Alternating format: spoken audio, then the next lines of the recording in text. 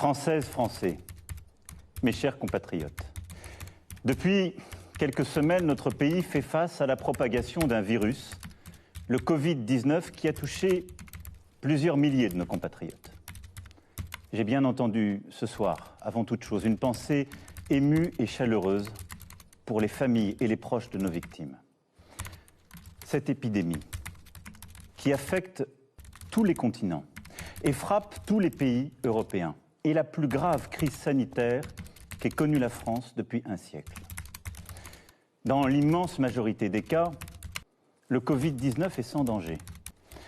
Mais le virus peut avoir des conséquences très graves, en particulier pour celles et ceux de nos compatriotes qui sont âgés ou affectés par des maladies chroniques comme le diabète, l'obésité ou le cancer.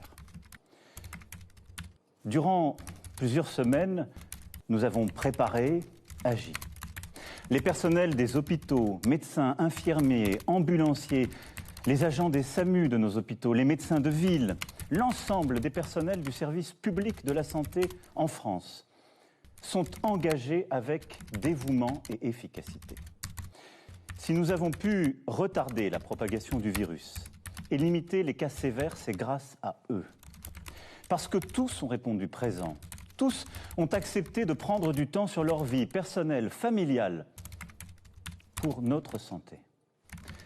C'est pourquoi, en votre nom, je tiens avant toute chose à exprimer ce soir la reconnaissance de la nation à ces héros en blouse blanche, ces milliers de femmes et d'hommes admirables qui n'ont d'autre boussole que le soin, d'autres préoccupations que l'humain, notre bien-être, notre vie tout simplement.